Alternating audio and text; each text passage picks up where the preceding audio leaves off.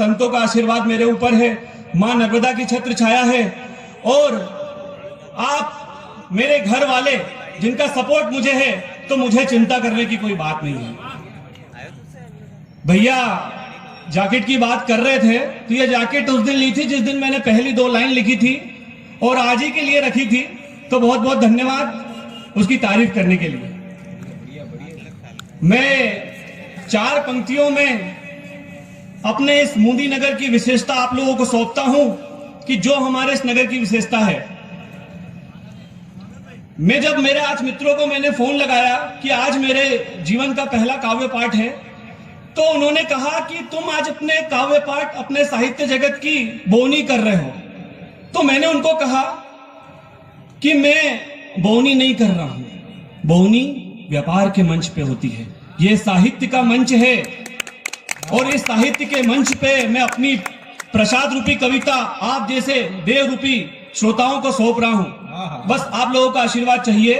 तो मूंदी नगर की विशेषता जो 4 लाइनों से आप लोगों को मैं जुड़ रहा हूं, सुनिएगा कि मैं अपने एक मुस्लिम भाई से कह रहा हूं कि तेरी जन्नत स्वर्ग हमारा मंजिल कहलाती है, तेरी जन्नत स्वर्ग हमारा मंजिल कहलाती है, तेरी अम्मी या माँ मेरी हो लोरी एक सी गाती है।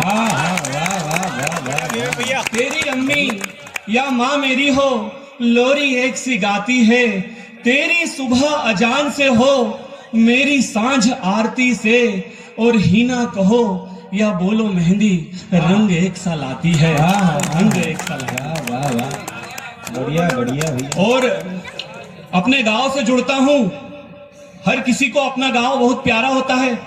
आप सब ये मंच पे अपने अपने रस के बड़े बड़े हस्ताक्षर बैठे हैं, मैं तो अभी शून्य हूं।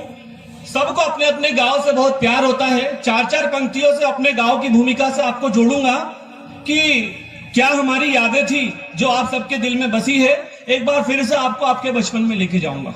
सुनिए, हम सभी लोग जगह जगह पर घूमे हैं, पर अपने गांव जैसा प्रेम आपको कहीं नहीं मिलेगा। तो सुनिएगा कि शहर शहर भटक लिए, कहीं लगाव ना मिला, लोग तो कई मिले पर ये स्वभाव ना मिला।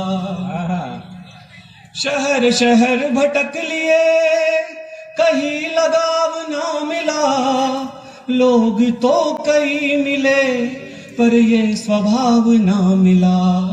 ठंड में ठिठुर गए, जलता अलाव ना मिला, सर्द रातों वाला ऐसा मेरा गाँव ना मिला, सर्द रातों वाला ऐसा मेरा गाँव ना मिला। और कैसे हम शहर से, गांव से शहरों की तरफ जा रहे हैं, सुनिए। पगडंडियों के रास्ते पक्की सड़क पे चल पड़े, चोर सो पे जो खड़े थे सिग्नलों पे है खड़े। चौरसों पे रुकते थे, कोई ना कोई मित्र हमारा इंतजार करता होता था। तो वही बात मैं आपसे जोड़ रहा हूं, ये बात कि चौरसों पे जो रुके थे सिग्नलों पे है खड़े, ताक कर लगाए थे जो निशाने पेड़ पर, सूने सूने बाग में अब आम बिखरे हैं पड़े। कोई उठाने वाला नहीं है उन आमों को कि सूने सूने बाग में अब आम बिखरे हैं पड़े। अगली 4 पंक्तियां कि क्या बदलाव आया है, किन किन चीजों में बदलाव आया है, सुनिएगा कि बेलों की वो गाड़ियां महंगी कारों में बदल गई, जोड़ी पाई पाई जो हजारों में बदल गई। और बेलों की वो गाड़ियां महंगी कारों में बदल गई, जोड़ी पाई पाई जो हजारों में बदल गई। चटपटी वो गोलियां अब नहीं मिली कहीं, 1 रुपए में 4 आती थी और बहुत मेहनत लगती थी उन गोलियों को पाने के लिए। कि चटपटी वो गोलियां अब नहीं मिली कहीं, छोटी सी दुकान महंगे बाजारों में बदल गई, छोटी सी दुकान महंगे बाजारों में बदल गई। अब इस गांव के प्रेम से आगे बढ़ते हुए मैं जो एक प्रेम होता है, सहज होता है, सरल होता है, उस प्रेम को आप लोगों को सौंप रहा हूं।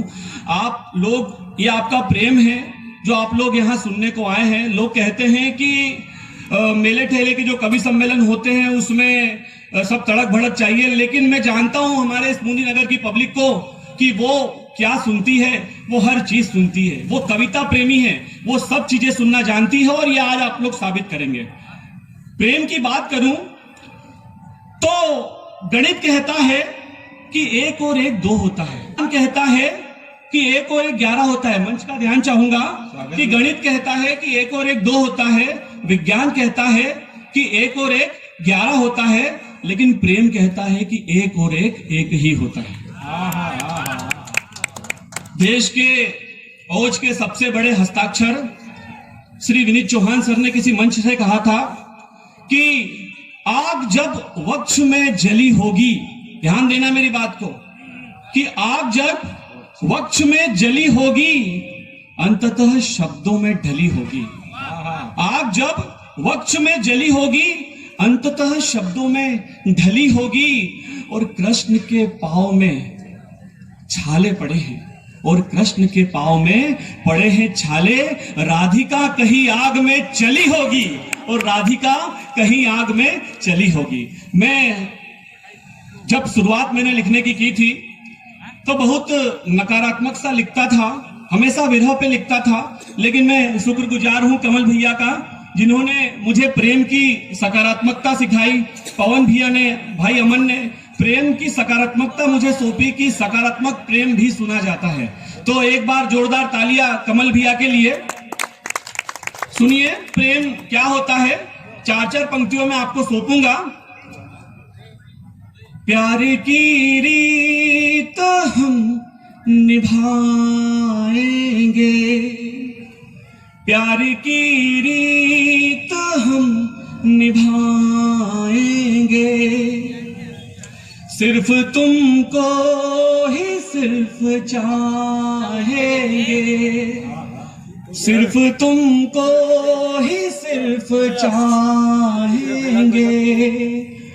भैया ने एक मुक्तक में कहा था कि प्यार में लोग तारे तोड़कर लाते हैं बहुत सारे। मैं एक सरल सा प्यार बता रहा हूं आपके सामने, कमल भैया सुनिएगा कि प्यार की रीत हम निभाएंगे,